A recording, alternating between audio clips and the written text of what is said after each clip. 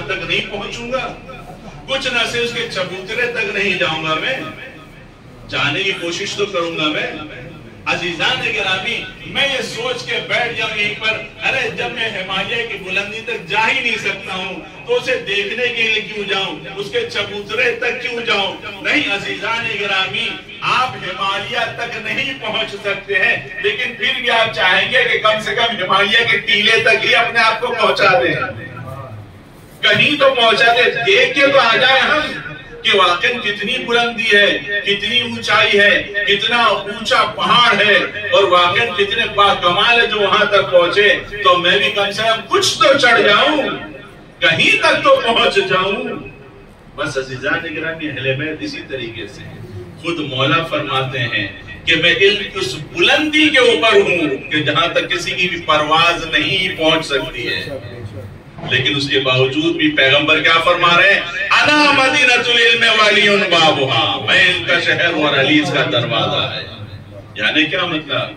यानी इस तरीके से नहीं होना चाहिए कि जब अली के इल्म की बुलंदी तक पहुंच ही नहीं सकते हैं तो क्या जरूरत इल्म हासिल करके ना। अगर जरूरत नहीं होती तो पैगंबर कभी नहीं फरमाते कि मैं इनका शहर और अली उसका दरवाजा है। और कभी भी इल्म आलम इंसानियत की जरूरत नहीं होती तो इमाम अली चाहे अपना दुश्मन ही सही, उसको भी कभी भी अपने दरवाजे से जाहिल नहीं लौटाते। हत्ता कि इमाम अली ने अपने दुश्मन को भी, अगर वो भी दरवाजे पर आया, इल्म हासिल करने के लिए जहालत के साथ आया, सवाल लेकर आया, तो इमाम अली ने भी उसको जाहिल नहीं लौटाया कि तू मेरा दुश्मन है, जा निकल जा, मैं तुझे जवाब नहीं दूंगा। ना, इमाम अली ने अपने दुश्मन को भी इल्म दे के बता दिया कि इल्म आलम इंसानियत की जरूरत है, इसे हर कोई हासिल करे, उसकी जिम्मेदारी है। और जब इल्म देना भी आए, देने का भी वक्त आए, तो फिर तुम ये नहीं देखो कि हमारा दोस्त है या दुश्मन है, ना, हर एक को फिर इल्म दो, चाहे दुश्मन क्यों ना हो। दुश्मन है, आता है इमाम अली के दरवाजे पे और आके सवाल करता है, कभी भी ऐसा नहीं हुआ कि इमाम ने उसको जाहिल लौटा दिया, ना, उसको सैराब करके लौटाए। और इमाम ने बता दिया कि ना, अली वाला उसे नहीं कहते हैं कि जो जाहिल रहता है या समाज को जाहिल रखता है, ना, अली वाले की जिम्मेदारी ही यही है कि या इल्म दो या इल्म लो।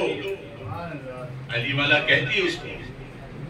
इसीलिए एक मकाम पर हमारे छठे इमाम, इमाम जाफर सादिक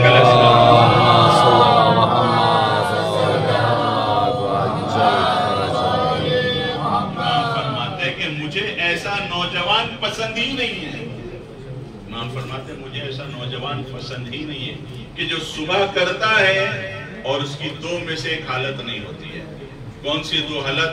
या तो वो इल्म देने वाला होना चाहिए या इल्म लेने वाला होना चाहिए। अगर इन दो में से कोई एक भी नहीं है, इमाम फरमाते हैं मुझे वो जवान पसंद ही नहीं है। अब कितना ही वो नमाजी हो, रोजेदार हो, ये इबादत वो इबादत, लेकिन इमाम कह रहे ना, इल्म लिया कि नहीं। सोने से पहले तुम्हें ये एनालाइज करना होगा, मुहासबा करना होगा कि सोने से पहले आज मुझे कोई इल्म मिला कि नहीं मिला, आज मुझे कोई इल्म मिला कि नहीं मिला, आज मेरे इल्म में इजाफा हुआ कि नहीं हुआ, या नहीं जाहिल उठा था और जाहिल सो रहा हूं, या मैंने आज किसी को अहले बैत का कुछ इल्म दिया कि नहीं दिया। आज पूरा दिन जो गुजरा, मैंने किसी के सामने किसी को कोई अहले बैत का कुछ इल्म दिया कि नहीं दिया। सोने से पहले हमें हिसाब करना चाहिए।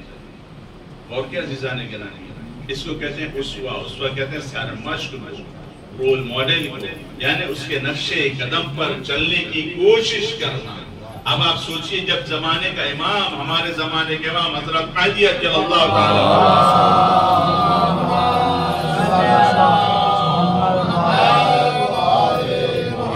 फरमा रहे हैं कि रसूलुल्लाह की बेटी के अंदर मेरे लिए उस्वा-ए हसना है। आपको सोचिए, खुद इमाम का मकाम मासूम मनसूस मिनल्लाह, और वो मनसूस मिनल्लाह कह रहे हैं कि जनाब सैयदा के अंदर मेरे लिए उस्वा-ए हसना है। तो सोचिए जनाब सैयदा का क्या मकाम होगा, क्या मर्तबा होगा, कितनी अजमत होगी। आप जनाब सैयदा की अजमतों को अंदाजा लगाना, उनके सिर्फ एक जुमले से अंदाजा लगाए। बहुत सारे जुमले हैं, ان میں سے ایک جملہ کیا ہے؟ مشہور حدیث ہے، آپ سب نے سنا ہوگا، جناب سیدہ کی حدیث، جس میں جناب سیدہ فرماتے ہیں الجار ثم الدار، الجار ثم الدار، 3 ورڈ کی حدیث ہے، الجار ثم الدار۔ جار کہتے ہیں پڑوسی کو، پڑوسی کو کہتے ہیں جو اڑوس پڑوس میں رہتے ہیں ان کو کہتے ہیں جار عربی میں۔ اس سے کوئی لینا دینا نہیں کہ وہ رشتہ دار ہے کہ رشتہ دار نہیں ہے، اس سے کوئی لینا دینا نہیں کہ وہ شیعہ ہے یا شیعہ نہیں ہے، اس سے کوئی لینا دینا نہیں کہ وہ مسلمان ہے یا مسلمان نہیں ہے، اس سے کوئی لینا دینا نہیں کہ وہ دوست ہے ہمارا یا دشمن ہے۔ بی بی فرما رہی ہے الجار ثم الدار، شب جمعہ کی دعا کریں، سب کے لیے دعا، فلاں کے لیے دعا، فلاں کے لیے دعا، فلاں کے لیے دعا، سب کے لیے دعا۔ اور جب بچوں کی بیٹوں کی تربیت کرنے کا وقت آیا تو بی بی فرماتی ہے کہ بیٹا یاد رکھو الجار ثم الدار، پہلے پڑوسیوں کا خیال کرو پھر گھر والے۔ آپ غور کر رہے ہیں بی بی نے کیا بس اتنا کہا، پہلے پڑوسی پھر گھر والے۔ آپ صرف یہ 3 جملے ہیں، 3 ورڈ ہیں، لیکن خاص طور سے آج کا زمانہ جو اتنا پرآشو اور ناامن ہو چکا ہے، اس ناامنی کے ماحول میں، بد امنی کے ماحول میں، ایسے ماحول میں بھی یہ جملہ کتنا کارگر ہے آپ اندازہ لگائیے۔ بی بی نے کیا فرمایا؟ الجار ثم الدار، پہلے پڑوسی پھر گھر والے۔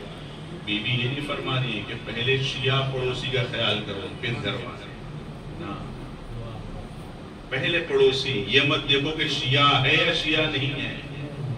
بی بی یہ نہیں کہہ رہی کہ پہلے مسلمان پڑوسی پھر گھر والے، نہ، یہ مت دیکھو کہ پڑوس میں مسلمان ہے کہ نہیں ہے، یہ دیکھو پڑوسی ہے کہ نہیں ہے۔ اب اگر پڑوسی ہے اور اگر اس کی کوئی ضرورت ہے، کوئی اس کی ریکوائرمنٹ ہے، تو پہلے اس کا تم خیال کرو، پہلے پڑوسی پھر گھر والے۔ اس کے بعد بی بی یہ بھی نہیں فرما رہی ہے کہ پہلے رشتہ دار پڑوسی پھر گھر والے، نا، رشتہ دار نہ بھی چلے گا۔ بی بی یہ نہیں فرما رہی ہے پہلے دوست پڑوسی پھر گھر والے، نا، پہلے تمہارا دشمن کیوں نہ ہو۔ آپ اندازہ کیجئے پڑوسی جو ہوتا ہے وہ کئی اینگل کا ہوتا ہے، کئی عنوان سے ہوتا ہے۔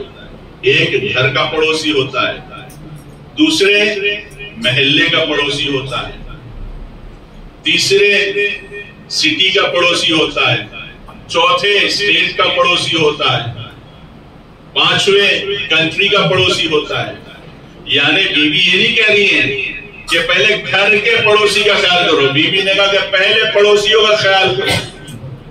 الجار ثم الدار، یعنی تم یہ دیکھو تمہارے گھر میں، گھر کے پڑوس میں کوئی پریشان حال ہے، ضرورت مند ہے، تکلیف میں گے نہیں، سلسلہ آگے بڑھاؤ، گھر کے پڑوسی سے آگے نکلو، تمہارے محلے میں، محلہ اپنا محلے والا دوسرے محلے والوں کو دیکھے کہ دوسرے محلے میں کوئی تکلیف میں تو ہے کہ نہیں ہے، پریشان حال ہے کہ نہیں ہے، یہ سلسلہ آگے بڑھاؤ، سٹی تک لے کے جاؤ، ہر سٹی والا اپنے پڑوسی سٹی والوں کا خیال کرے، وہی سلسلہ آگے لے کے جاؤ، اسٹیٹ والا، ہر اسٹیٹ والا اپنے پڑوسی کے اسٹیٹ والے کا خیال کرے، وہی سلسلہ آگے لے کے جاؤ، ہر ملک والا اپنے پڑوسی ملک والے کا خیال کرے۔ عزیزان گرامی، جناب سیدہ نے ایک ایسا فارمولا بتایا ہے کہ جو سلسلہ جب ہم میں سے ہر آدمی، میں خود جب اپنے سے شروع کروں گا اور وہ سلسلہ جب آگے بڑھے گا، وہ آگے بڑھتا بڑھتا بڑھتا دوبارہ وہ آگے ختم ہوگا میرے ہی اوپر۔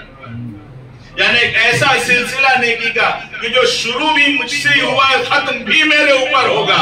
ساری دنیا امنیت کی تلاش میں ہے، پیس کی تلاش میں۔ جناب سیدہ نے مسلح عبادت پر 3 جملے میں بتا دیا کہ پوری کائنات میں امنیت چاہتے ہو تو ہر آدمی اپنے پڑوسی کا خیال کرنا شروع کر دے، پوری دنیا میں امنیت آ جائے گی، دہشت گردی ختم ہو جائے گی۔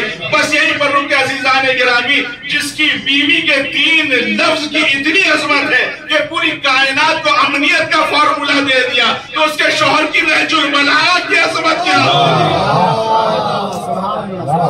واہ واہ